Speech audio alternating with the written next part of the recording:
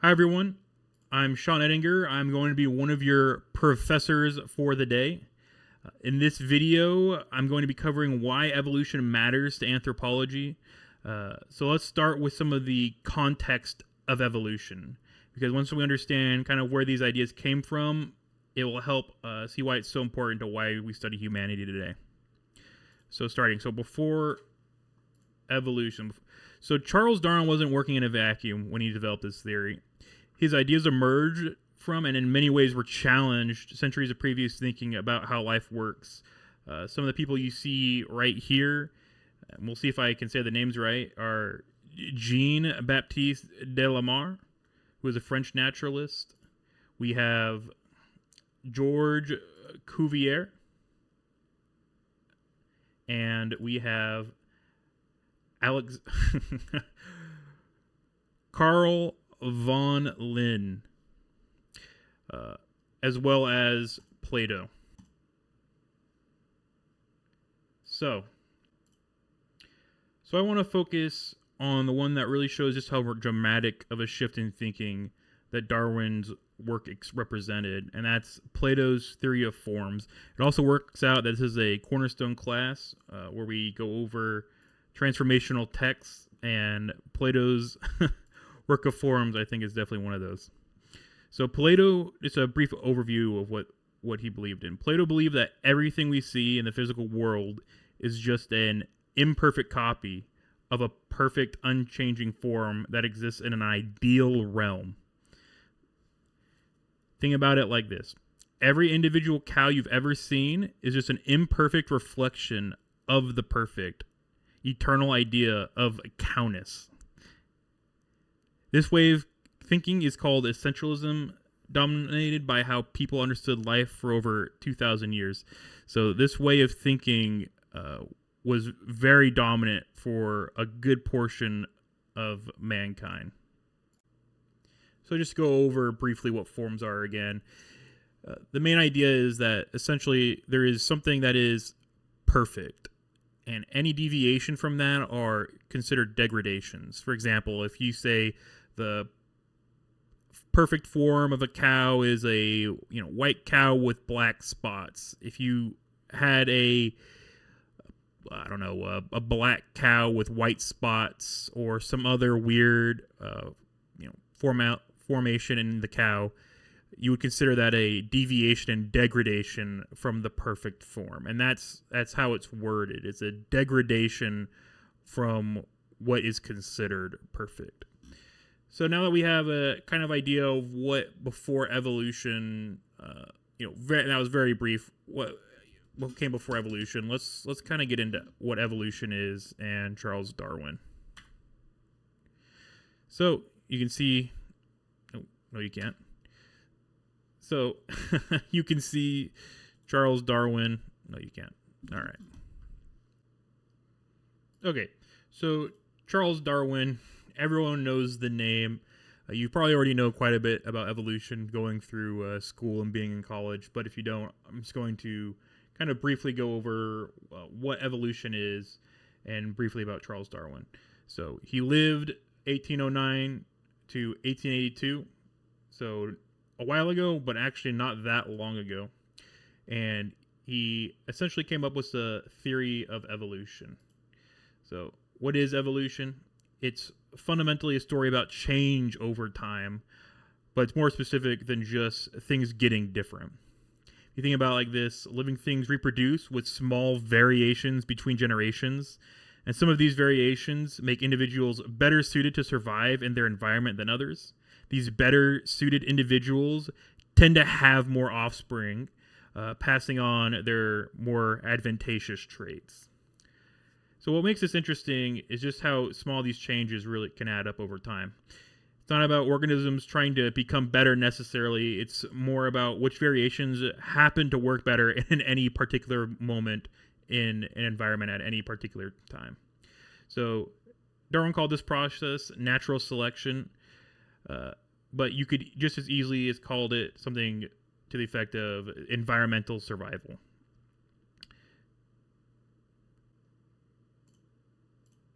The reality, though, is that evolution isn't just about survival. For a trait to be passed on, organisms need to not just survive, but also reproduce.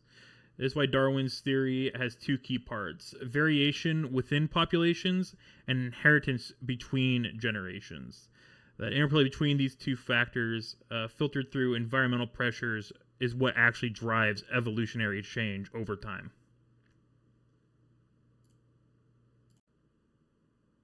Now we've kind of gone over a refresher of what evolution is. Let's think about humans and why we are particularly interesting when it comes to everything. So we obviously don't just adapt to our current environments as we are. We actively shape them. If you think about it this way, while other animals might build nests or dams, we humans have fundamentally transformed entire landscapes to suit our needs. We create cities, farms, and completely new ecosystems that have never existed before on this planet, simply to help better suit us. This process, which most scientists call niche construction, really takes on a whole new level of significance when you consider humans. We don't just wait for a natural selection to occur to help us adapt to a cold environment. We build heated shelters. We wear warm clothes. You put on an extra jacket when you need it. We don't have to wait to evolve for those things to occur. When we don't just evolve to eat what's naturally available for us either. We will actively cultivate crops and domesticate animals that are better suited for our needs than what the environment necessarily provides us. But the reality, though, is that these changes we make to our environment end up creating new selective pressures. If you take, for example, dairy farming, we humans have started keeping cows and drinking milk, right? We created a new environmental pressure that led to the evolution of lactase persistence, the ability to digest milk into adulthood. If you don't know, this is not a natural ability that humans used to have. This is something that we've evolved into having. It wasn't at any point particularly common except now when we started farming. I find that's particularly interesting, just how significant our ability to modify our environment has changed the pace of our human direction through evolution. We're not just responding to our natural selections anymore. We're actively influencing these conditions that drive our own evolution. Through cultural practices and technological innovations, we've become partial architects of our own evolutionary future. This makes human evolution fundamentally different than that of other species. Our cultural adaptations can happen much faster than biological ones, and they can be passed on through learning rather than genetics. Yet these cultural adaptations still interact with our own biological evolution in complex and pretty fascinating ways. So now that we've kind of gone over what came before evolution and evolution itself and why humans are particularly interesting when it comes to evolution, how we're a little bit special of a creature, let's go back to the primary question of the chapter, which is, why does evolution matter to anthropology?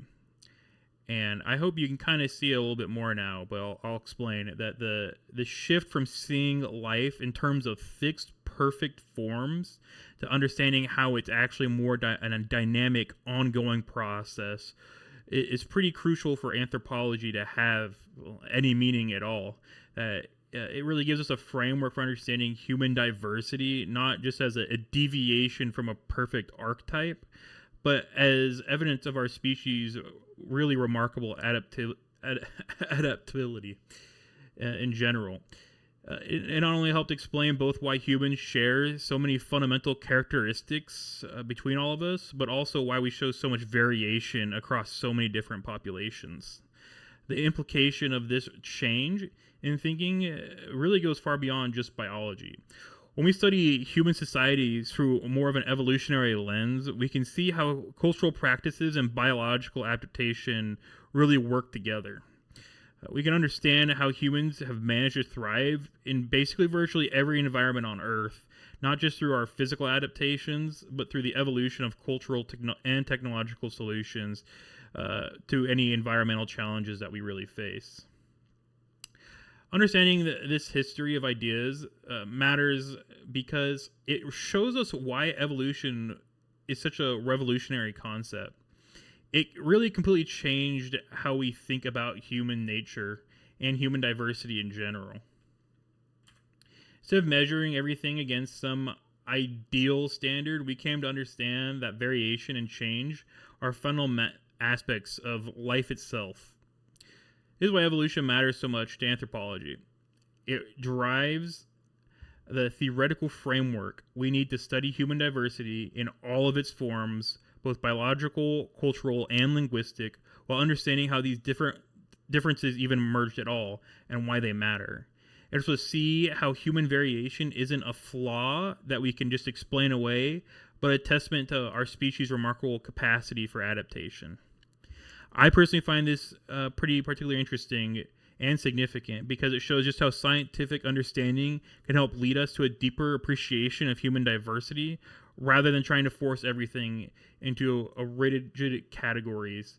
Evolutionary theory helps us understand the complex, dynamic process that makes us who we are today. All right, that pretty much wraps it up. I just wanted to thank you all for listening to it. I know it kind of get rambly there for a minute, a little over 11 minutes, but I think everything we went over is fairly important to understand the chapter and why evolution matters to anthropology. So thank you again for listening to me, and I'll talk to you guys in the forums.